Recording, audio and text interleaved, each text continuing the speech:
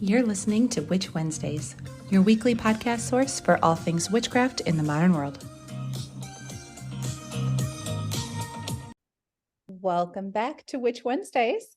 I am Steph, and I have a guest here with me today who has been on this podcast before and is one of you guys' favorites. So I am going to go ahead and let him introduce himself and let you know where you can find him online.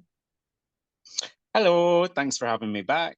My name is Kalem Turner. I go by Fortune by Kalem. That's my business name. It's a fortune telling and divination business. And you can find me anywhere. Instagram and Facebook are the big ones. I do have a website, fortunebykalem.com, and I've got a list of podcasts there. I think our podcasts are on it as well. If people want to check out our previous episodes on, I think it was palmistry. And maybe Lenormand cards. I think that was another one that we did. We did. Yeah, but we're going to do something a little bit different today. We're going to talk about tea leaf reading, which I'm not sure if you've ever gotten into before. It's kind of like a lost art. I know, I'm really excited. And that is something that I do like a little bit of, but I am really just a beginner in this. So I am very excited to chat with you about tea leaf reading. And I know the listeners just love hearing from you. I know they keep going back to the palmistry episode and reaching out to you for readings and things. So I know that you are a perennial Yeah, favorite. it's wild. I think we maybe did that like 2 or 3 years ago, and like every so often, I mean, it was popular back then, but every so often people will be like, "I heard you on Witch Wednesdays going to have a palm reading," because that's kind of niche as well. It is. But I took up tea leaf reading as well because I think, like most people, there is this sort of like collective imagination or collective consciousness, I guess, that people have about tea leaf reading, where it used to be super popular. It was like a major pastime in, say, like the 1800s or even like 100 years ago. It seems that everybody, I've heard so many people say, oh, my great grandmother read tea leaves, or my great auntie did, or, they have all these stories, but they're kind of from a time gone by. You don't see a lot of tea leaf readers these days. I think it is becoming more popular again. There's kind of a revival because there's more tarot readers than ever because tarot is very accessible. There's more witches out there than I would say than before, who are kind of open and identifying because it's not illegal anymore. There's less persecution, and so people are kind of curious to get back in tea leaf reading and yeah, see what the people of their past families like took an interest in it as well. I think it's always been really popular in Britain back then because we love tea. Yeah, you Doesn't really do. matter if you're from like England or Scotland or Wales. Like everyone in Britain loves a cup of tea. um, but it really died out of popularity. I would say probably in the 1930s and 40s, possibly like due to the wars, and tea supply being tricky, but also because of the invention of the tea bag, right? It's not tea leaves anymore. It's like Right. desiccated herbs in a little pouch. And you can actually read those as well. We'll talk about methods in a little bit, but traditionally it was loose leaf tea that was being read. Um, I always go for black tea because I think it shows up well in a white cup, but I think oolong is really traditional as well. And tea kind of has Asian origins, right? It comes from the East. So it's probable that in Asia, tea leaves have been read many, many centuries ago.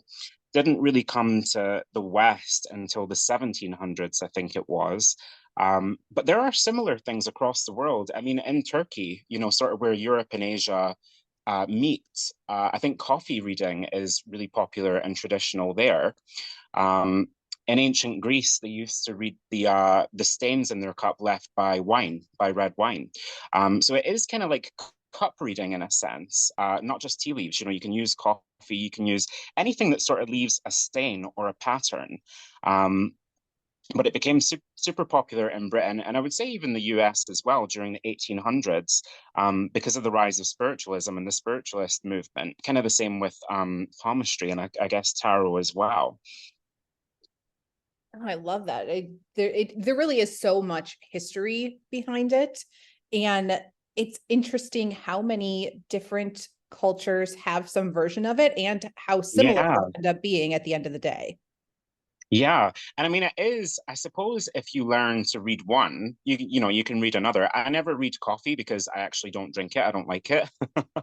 um, but yeah, it's kind of like learning the language of symbology, and that really does like spill over into other methods, which is really cool. It kind of opens up a different world for people. I think things like tarot and astrology, it's very sort of set in what it is. You know, there's always the 78 cards, or there's always the 12 signs. With tea leaf reading, because it's pretty much any symbol that you can see in the cup. You know, it might be an animal, it might be a shape, it might be a cross, it might be a number, a pattern. You can even see people in the cup sometimes as well. You can see the actual shape or face of individuals. So it really is an exercise in opening up your imagination when you're kind of connecting to your psychic sense. I'd say it's probably one of the most creative forms of fortune telling, and some people can get really stuck with that. I actually think kids are kind of great with that. They're great at kind of seeing shapes in the clouds, and that could even be kind of compared to tea leaf reading, you know? It's all about getting your imagination going with it. Yeah, that's something I struggle with, and I struggled with as a kid too. Like I wasn't great with like the cloud shapes that all of my friends were seeing. I was like, what are you guys talking about? So I do struggle with tea leaves even now. It's just like that part of Yeah. my brain has always kind of been shut off. I'm trying to be better at it. I'm trying to embrace it, but I struggle. Well, sometimes it's clearer than others, and you know, different people are going to see different things. Sometimes I'll post to my Instagram a picture of a teacup, and I'll say, "What do people see?" Because I want to see if they see the same thing as me, right? And some of them will, but you'll get like a whole host of like different interpretations or visions of what people see in the shape of the tea. And it's also different depending what kind of tea you use. I think loose leaf tea, you don't get as many shapes with it, but they seem to be more defined. I always stick out in my mind because I'm a Pisces, right? So I see a lot of fish in my cup, like all the time in the tea leaves. But when I see that with say like loose leaf tea, it seems to be very detailed. It's almost like I can see the eye, the mouth, the scales. Whereas if it's just sort of desiccated tea, it's really just the shape that you get. You kind of have to figure out what kind of tea works right for you. Um, Probably should tell people how to do it a little bit. I mean, I always go with desiccated tea these days just because I feel like you get a lot more out of it. It coats the cup a lot better. There's a lot more symbols in the cup. And I would just rip open the tea bag, put it in a traditional teacup. And this is maybe where a lot of people, why it died out a little bit as well, because not a lot of people have like a teacup and saucer these days, That like the is fine china. Like, very true, actually. Now that I yeah. think about it, of like how few of my friends really have like teacups or tea sets, that's not a thing anymore. Exactly. Yeah. Nobody has a traditional tea set anymore, but everybody has a coffee mug, right? It's not going to Right. do well because coffee mugs are so vertical, everything's just going to fall to the bottom, whereas a teacup is kind of rounded. You know, you can get stuff to stick to the side. So you'll need a teacup and saucer to start with. That's the basics. And then some tea. Whether it be loose leaf tea or the kind of desiccated tea in the tea bag, I would take it out of the tea bag, put it in the cup. There are superstitions around, and I think this is more traditional, like that you have to drink the tea before you read it. Personally, I don't believe that. Um, I think if you sort of fill the cup with water and pour it out yourself, you know, that's enough of kind of putting your energy into it. But you want to leave a little bit of water in the teacup, kind of like the same amount. I would say equal parts tea and water, just covering the sort of bottom of the cup. You can just turn it right over onto the saucer, but that might make a little bit of a mess. What I always do is I put the saucer on top of the teacup, give it a little shake, turn it over, and then tap it just to get out any remaining water onto the saucer. And what you should see is the cup totally coated in different patterns all around the sides, right? Because when we read teacups, it's kind of relevant to where you find the tea. A lot of people will put to the right hand side of the cup, they'll see that more as future stuff, and the left being the past. The bottom of the cup maybe being a little bit more like spiritual messages or subconscious messages. So I always say if you want to get like a good reading, make sure it's all over the cup. You don't want it to just like slump to the bottom. Good tips.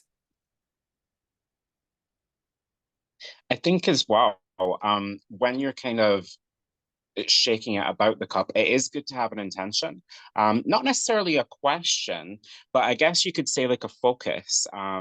most people, when they come for a reading, they are looking for sort of future guidance. So just being open in that sense, and perhaps like more thinking about the areas that you want to focus on, whether it be love or career, because that'll kind of give you a little bit of help in interpreting what the symbols actually are, or what they're in reference to, right? Because symbols can mean certain things, but it's like, what is that in regards to? So your intention, setting an intention beforehand can be really helpful as well if there's something particular on your mind. That's similar to tarot as well, because they could apply to any area of your life. So if you come in with a little more specificity, it's going to be a little bit of Yeah, more clear reading. yeah.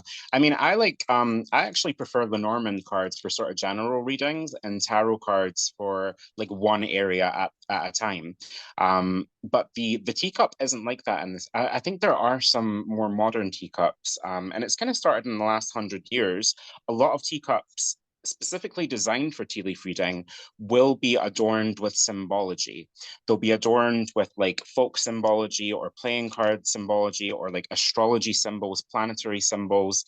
And you can kind of read those in the cup as well, like what's being covered, what isn't, or where's the tea kind of gravitating towards. I don't like those cups. I say go with a plain white cup. Because anything else on the cup, it's just going to kind of make it harder to see the actual symbols. And even if you're the one doing the reading, I always think it's good to ask the person who is being read for, what do you see in the cup? It's good to have their interpretation as well. Most people will take one glance and say, I don't know, I see tea. I don't see anything. They're just gonna kind of like dismiss it immediately. But if you really take a minute to, take a breath and look around the cup and just get your imagination going, it can be helpful to have two people looking into it and get both kind of interpretations. And you might not see a symbol right away, someone else will, and they'll say, oh, it's here's the tail, here's the head. Lots of different kinds of symbols you see in the cup. Animals are really common. So learning animal symbology is helpful. But it can be anything. It could be animals, objects, people. I actually did a teacup reading for myself yesterday, and I saw Great Britain and Ireland Oh, very wow. clearly, which is not something I've seen before. Um, but you really can go anywhere with it. I'm not like a medium or a spiritualist in any sense. Occasionally that would come through in the cards, but earlier this year I was reading for a lady. She sent me a picture of her tea, and most of it had felt at the bottom. So I was like, okay, this isn't really going to be much of a future reading. It'll be whatever's there. But it was quite clearly an angel, or the shape of what we would consider like a traditional angel, like the wings and everything. And then an old man with a sort of cane next to it. So I interpreted that as like, maybe this person has lost someone recently. It's an older man, kind of walks about with a cane. And she was like, oh, yeah, my dad passed away 2 months ago and he did, have a walking stick and whatever. So it's wild the kind of scope that you can, different things that can come up in the teacup. It's things you don't expect as well. Oh, wow. That's beautiful. Yeah. Um, I think beyond that, there are a lot of kind of revivalists as well. And there's a lot of kind of purity ideas about what you should do with the cup, right? You should only like turn it to the left or whatever. I'm not really a fan of like rules or superstitions unless they have sort of like concrete evidence in terms of how they're helping you in the reading, right? I think a lot of people get a little bit fanatical and they want to kind of emulate how people were doing it exactly 100 years ago. But I think like all forms of divination, it has to evolve with us. Yeah, I agree with that. Because there are a lot of, rules and things about the traditional way to sort of spin the cup and which direction you should flip it over and things like that. But Exactly, at yeah. the And tap end it of the three day, it's times. got It to has work to for be three you. because three is the most sacred number and all that kind of stuff. Oh yeah, yep. Which I do. I will spin in three times only because three is my 33 technically is my favorite number. So three tends to work for me as a number, but that's like a personal thing. Yeah, it's a good number. It's a lucky number. Personally, I don't spin it at all. I just don't think it's needed. I don't see how that's adding anything to the cup, or changing the sort of shape of the symbols in the tea, because once it's turned over, it pretty much sticks like that if you've done it right. If there is too much water in the cup, all the tea is going to fall out. So it can take a few tries of getting it to the right balance, to know how much water is enough water, but not too much. Yeah, it is. There's a learning experience that comes like with just like the basic mechanics before you even get into the symbolism and the reading. It's just to figure out of like how to actually do it. Yeah. And a lot of people, when they look into the cup, they're just not sure where to start, right? They're not sure how to start seeing symbols, because the reality is it's not drawn. It's not like an intentional picture. It's made of tea. It's like wet herbs in a cup, essentially. Um, I saw a while ago, I learned this like a couple of years ago from another tea leaf reader, the method of drawing the cup. Just draw a circle, draw the handle. And in tea leaf reading, I think a lot of readers are kind of agreeing that the handle represents yourself. So anything that's close to it is either like a close influence or close in time. Again, the right side usually being associated with the future, the left side, the past. I tend to just focus on the future for all my readings. I make that kind of like intentional, but drawing can be really helpful. Because especially as you're drawing, and a lot of psychics do this as well, like people do automatic writing. A lot of artwork is sort of channeled, and even mediums, they will like scribble on paper. It just kind of, for some reason, it gets the intuition flowing. And just like a side bit on palmistry, it's probably because there's so many nerves in our hands connected to the brain, energy coming through the hands as well. It can be really helpful, but also just fun to draw it out. Because anything can come up, whether it be like numbers, people, animals, astrology signs. But taking the time to really examine it and then draw it out can be sort of like a confidence booster. Yeah, that's a good idea. Good tip. I think I mentioned, maybe not with yourself, but in a podcast before as well, in regard to Lenormand cards. Lenormand cards are based on tea leaf reading symbols, right? So the cards are things like the heart or the ring or the cross or the tree. These are symbols that are seen commonly in divination, but they were really like sort of based from tea leaf reading. So if you really got no idea where to start and you've got no idea what to draw, get yourself a Lenormand deck, because the chances are one of those 36 symbols will be in the cup if you're doing tea leaf reading. So it's just about finding them and growing the confidence to go after it. That's a great tip. I do not have a Lenormand deck. I've been thinking about it. I'm like, maybe, but I like have so many different things that I want to get into, and I'm like, I can't pick one. Lenormand, I always say, is a mix of everything. It's based on tea leaf symbology. There's playing card symbology in it. Some of the cards are similar to tarot but interpreted differently. There's astrology cards in there, so it really is like everything in one. Um, I think tea leaf reading is really just learning to read symbology. It's the language of symbols. And once you know that, you can read anything. You can read like signs in the street. You can read a bird flying into your house. You can read crystal ball. You can read dreams. It really is just learning the language of symbology, but it's going to be interpreted differently from person to person and based on the culture as well. For example, like a common thing that shows up in the teacup is birds or the shape of a bird. Might be a specific bird, might just be, the shape of a winged bird in general. For a lot of people, they would interpret that as freedom, because birds kind of fly through the sky. They might interpret it as travel. Because I'm a Lenormand reader, I would interpret it as communication, social media, the internet, the sign of Gemini. So it's going to vary from person to person, but it will be correct for you based on whatever your experience is and whatever your intuition is telling you. But it is good to have, I guess you could say, a variety of meanings for each symbol, rather than interpreting it in the same way all the time. Because even if it's the same symbol coming up, it's not going to mean the exact same thing for every person. Yeah. Yeah, birds is a good one for me because that it comes up often. And my mother made me watch the Alfred Hitchcock movie, The Birds, when I was like 7 years old. Oh So my birds God. terrify It's me. terrifying as a Yeah. child. I remember watching it as a child. I watched that way too young because there used to be an Alfred Hitchcock like display ride something at Disney World, and we were Mm-hmm. going to that when I was younger. My mom was like, we should watch the birds. I was like 7. I am still terrified of birds. They still, if there's like a big group of them, like a big, sect, we have pigeons really in Chicago. That's, giant hordes of pigeons. And I'm still terrified by that. So I have to like keep that in the back of my mind when birds come up in like tea leaf reading or anything. I'm like, okay, is that something that like for me personally I should be scared of? Or is that just like my fear of birds coming through and it's not really supposed to be that? So birds is one for me that's always tricky.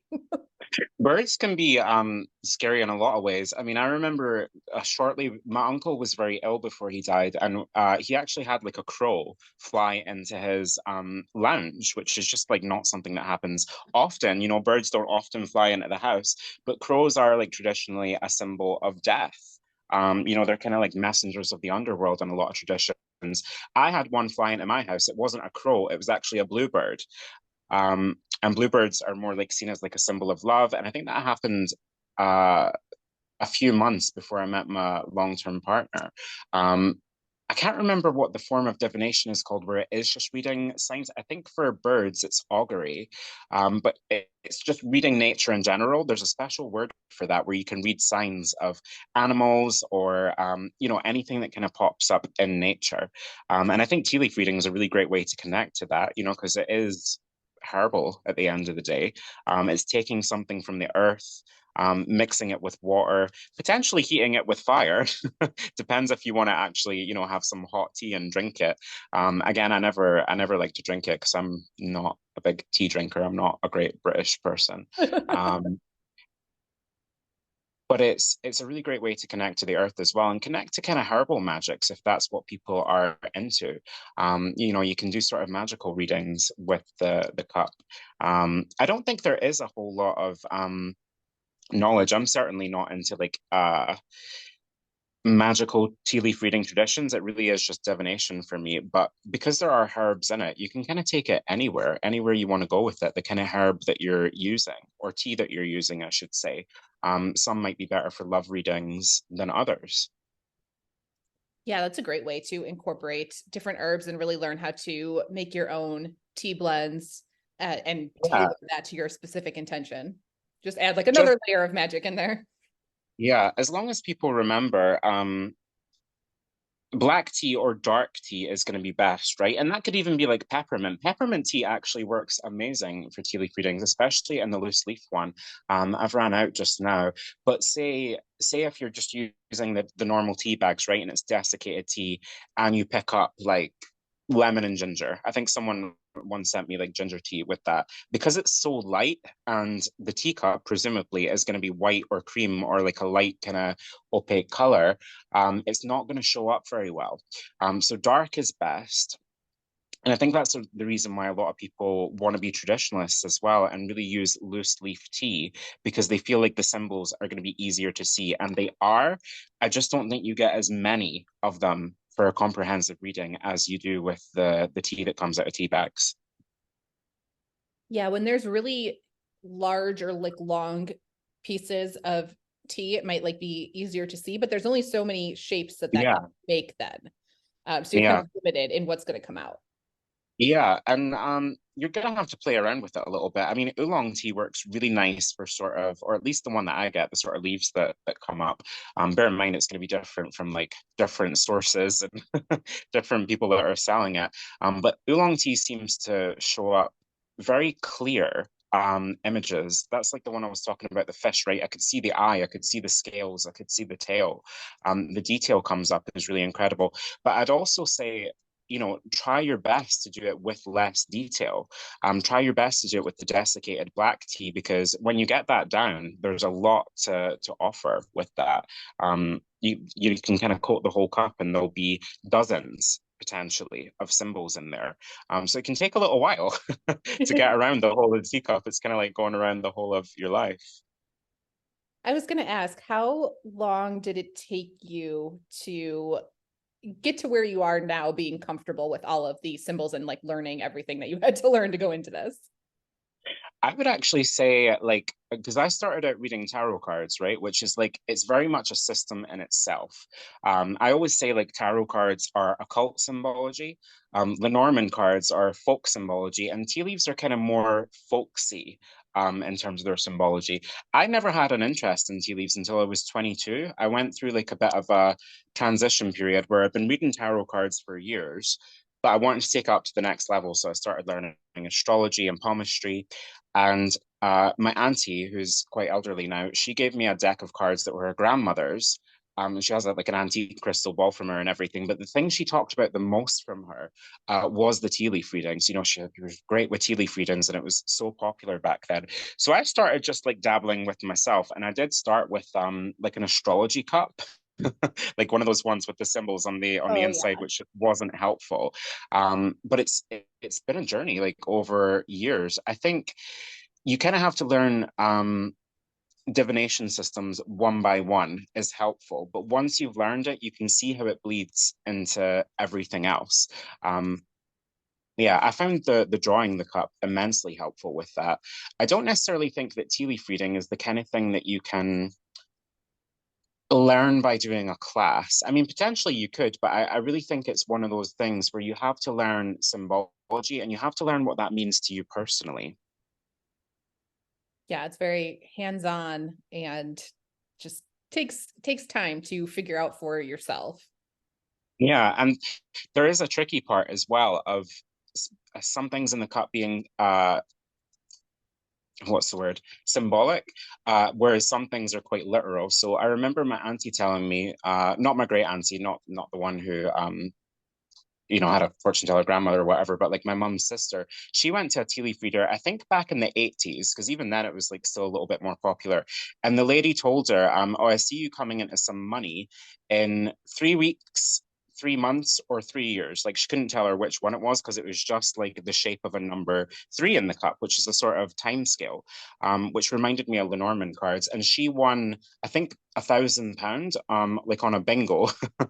Oh, Like 3 weeks later, what it turned out to be 3 weeks later. So the three was very literal.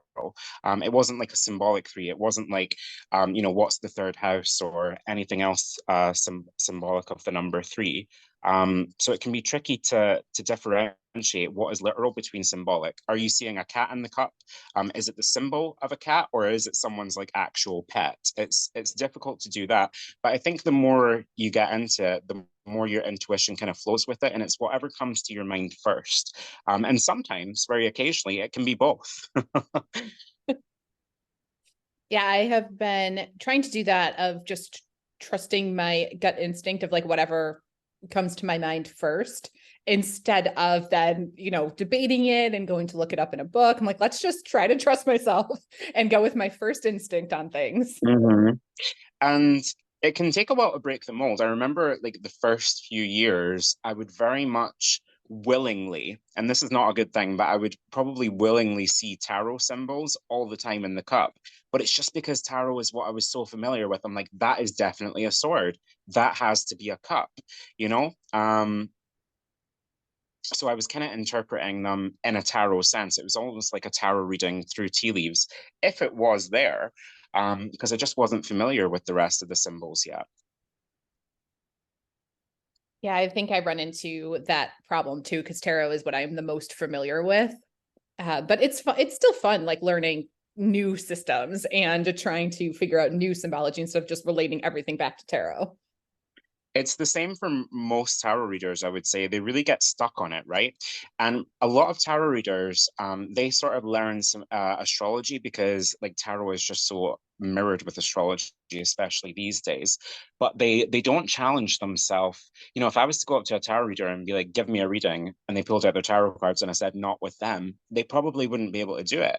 If you really get outside yourself and learn different systems, it's only going to improve your tarot practice really, but you almost have to like refrain from it a little bit to give time. Sometimes people, and this has happened to me before, I lost the ability to read tarot a few years ago, like just could not do it. The cards were, I knew what all the cards meant, but it was not piecing together in a story for me. And I figured out eventually it's because I was just getting stuck in it. I was getting stuck in the same three systems like palmistry, astrology, and tarot. Um, but I was meant to break out in other things. So I learned Lenormand cards, and now I actually read tarot in a completely different way because I know Lenormand, and I feel like it's more accurate the way I read now in terms of like time scales, in terms of general readings. Um, it's it's only going to help you grow, but people are afraid. They want to lean on what's comfortable. That is so true. It's like one of my biggest pitfalls. Yeah.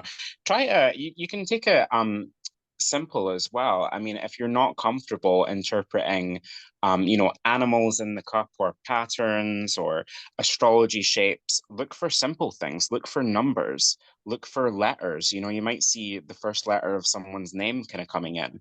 And your intuition will kind of help with that. But you have to figure out your own style. Just don't get stuck in seeing the same things all the time or relying on one method, one system. I should probably try out like coffee reading now that I've said that. Like I just don't like coffee. Like I wouldn't have any other use for it. I the other way, I don't love tea so much, but I love coffee. I think it's I've like the never done a difference coffee between reading though. I should do Britain that and too. America. All my American friends love a cup of Joe. We But really tea is do. just so traditional here. And it's something nice to connect over as well. I mean, tea leaf reading historically, it was available to everyone, right? Maybe not during the war or difficult times, but a lot of people associate tea leaf reading with like the lower classes and the sort of middle class and whatever. But it was very much popular among aristocracy. I think I read somewhere once that it was sort of traditional for the lady of the house, the baroness or the duchess or whatever. She would read the fortunes of the servants in the teacup. So it really is something that brings everyone together, not just sharing a cup of tea to enjoy it, but wondering what is seen in that and what it kind of means. Because it's very personal, almost like palmistry in a sense, where it's your hands, it's your tea leaves, because you've poured that tea, you've potentially drank it, um, you've turned it over, so it's your cup. Yeah, which is something that I do enjoy about it. That is, a great way to personalize everything and really get your energy and intention into what you're doing and just connect, all of your mind, body, soul, everything into one practice and really be in the moment. That's something I do enjoy about the tea leaf reading and potentially coffee readings. Add that to the list. Yeah, coffee, wine. That would be another fun one to do. Kind of what I mentioned earlier. I forget the name of that. That has a particular name, but reading the dregs or the stains of the wine. Because I've seen it. Like I've seen people's. I'm not a big wine drinker at all, but I've seen like people who drink red wine. Their glass has that sort of coating after it, and it's not just lipstick. It's like the actual wine that is like leaving patterns or shapes on the side. So it's fun to do. If you don't have a teacup, maybe you have a wine glass, um, if you're into wine. Yeah, that would be a fun one too. I like that. Yeah. Well, before we run out of time here, I just wanted to let the listeners know that you are going to be back. We talked about this before we started recording that we were originally going to do tea leaves and crystal balls in one episode, but you quickly realized that we have way too much to say about tea Yeah. and crystal balls. Yeah. They're going to be a separate episode. So Kalem will be back, everyone, in the fall, winter sometime, and we will be doing a crystal ball episode with even more information on divination and crystal balls. So if you have any specific questions about that, that will be coming. Yeah, that's another curious one that I feel like is lost in time from the 1800s, like crystal ball, tea leaves. Like these are all kind of like older methods that are sort of making a revival, but people don't really know where to start because we've lost that sort of I guess you could say like folksy imagination or a connection to it. It seems very mysterious and elusive or difficult, but they're actually much more simple than you would think. It's really just getting in touch with that sort of creative muscle around it, and accessing the imagination for it is necessary. Yeah, I'm definitely excited to chat about that because I love a good crystal ball. And I have the same struggles as I do with the tea leaf reading. So excited to Yeah, hear that episode everyone too. loves it. It's iconic, and we had planned on talking a bit about both. And I think, both kind of link into the whole symbology. It's just when I started thinking about the methods, I was like, oh, there's probably a lot more to say about crystal ball actually, and it's quite different from how you read tea leaves.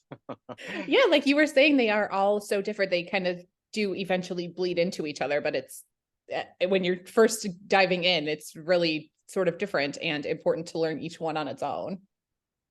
Yeah, give time to each one so you're sort of confident in one before you move into the other. And then when you learn the next one, you'll realize the similarities and the differences. There is both. There's different ways you can do it, but always similarities in terms of yeah, I guess the symbology and learning how to read symbols. Well, I want to thank you so much for being here again. It's always so much fun to chat with you. I know everybody loves to hear from you. And listeners, I will have everything linked over at witchwednesdays.com as always, so you can find all of Kalem on social media and everywhere else. If you have follow-up questions, want to book palmistry, tea leaf readings, all of those things, you will be able to find him. But thank you so much for being here today. Yeah, thanks for chatting. And listeners, that's everything that we have for this week. I will see you in the next one. Need even more? Subscribe to Patreon and YouTube for exclusive bonus content. Order a themed witchcraft box every month through Witch Wednesdays on Etsy. Be sure to follow on Instagram at Witch Wednesdays Podcast. Find all these links and more at witchwednesdays.com.